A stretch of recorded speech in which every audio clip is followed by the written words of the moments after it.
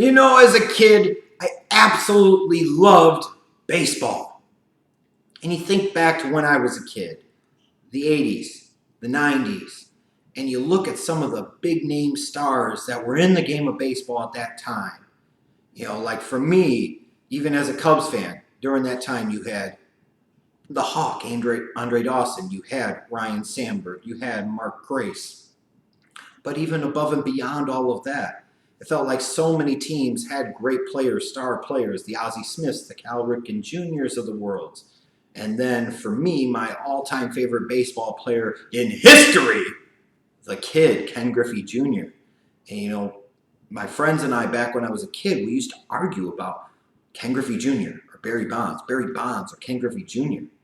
And who the hell is arguing about that when it comes to baseball anymore? But there was something great, something real, something pure about the game of baseball that to me, no other sport could really bring to the table. And I absolutely loved everything about the sport. Now, over the years, as I've gotten older, gotten into my adult life and all of that, I've seen the game of baseball change and evolve, and for my money, not necessarily for the better.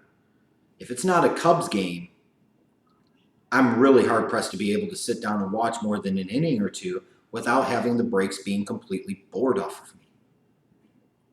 And the change in the game and its dynamics, focusing more on sabermetrics and analytics, where it's basically all you're seeing are home runs, walks, and strikeouts, and way too many damn strikeouts. It means you go for long periods of time with very little action. And I'm sorry, but if you're going to sit there and expect me to watch 3 to 4 hours of a game on a given night, I'd like to see something happen every once in a while. I'm just saying. But to me, beyond that change and evolution in the game, the one thing that I've always hated about Major League Baseball, as a kid, and especially even more now as an adult, are all these stupid-ass unwritten rules. Be it, this guy's got a no-hitter going into the 8th inning. Don't you dare bunt to try and break it up. I remember one time, what was it? Was it Kurt Schilling had a no-hitter? He was up 2-0 in the 8th inning, and I think it was Chris Davis bunted, and Schilling bitched, and manager Bob Brenly bitched about that's not how you do things, and that's not how you play the game of baseball. You stupid, ignorant cucks. You stupid idiots.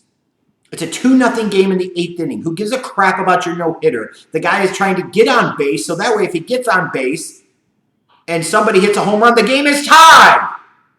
To borrow from Herm Edwards here for just a second, you play to win the game.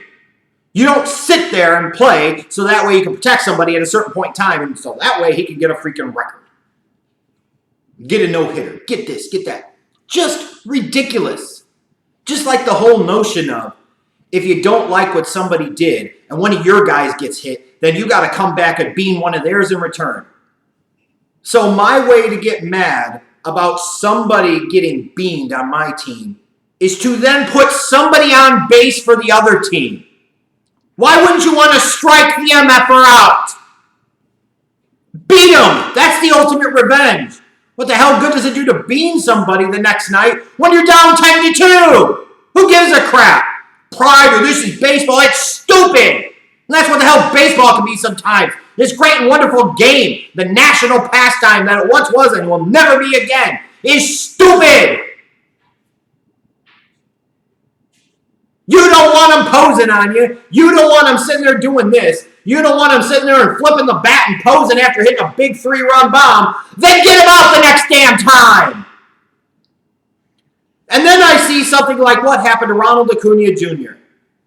Here's this young player, potential rookie of the year, in this great stretch in the middle of a great season, helping a team do some nice things.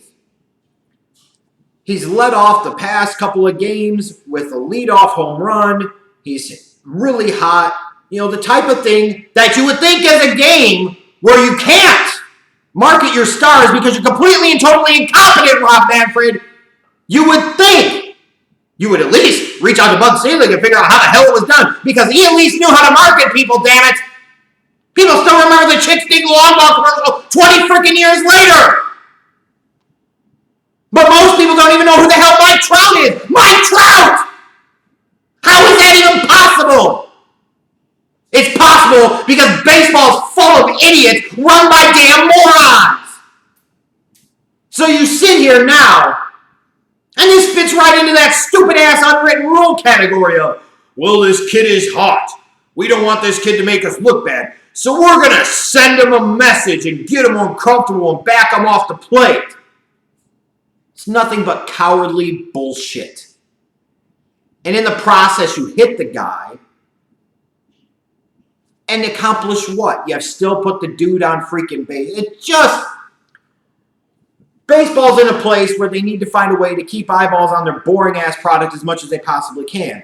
And since they can't market their stars to save their ever-loving freaking lives, you would think that anytime anybody has the potential to break through and become somebody noteworthy, somebody that you could maybe build a brand around, somebody that you can market and help drive new eyeballs to the game, you would want to do everything you could to protect them. You would want to do everything you could to make sure they were actually given that full platform and opportunity to do so. But no, not Major League Baseball. We're going to freaking throw in Acuna. The fuck? The hell is wrong with the people in baseball? What the hell is wrong with guys like Don Mattingly and pretty much every other goddamn manager? What the hell is wrong with these pitchers and these players? That's stupid.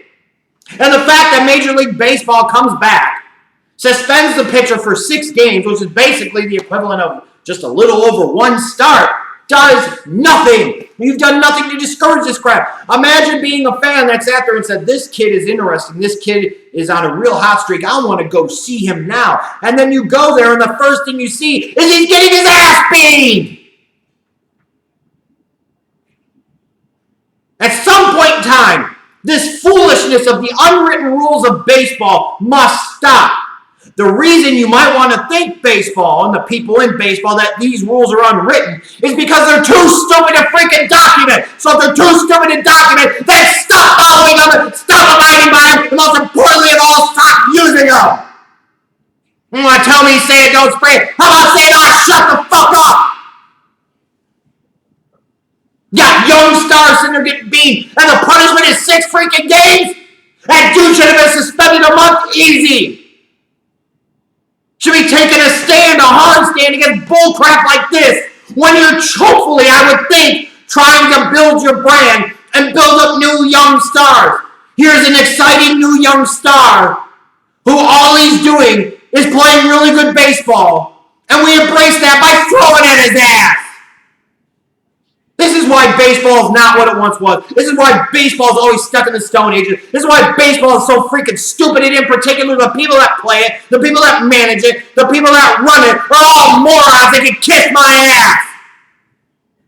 Take your unwritten rules and shove them up your ass.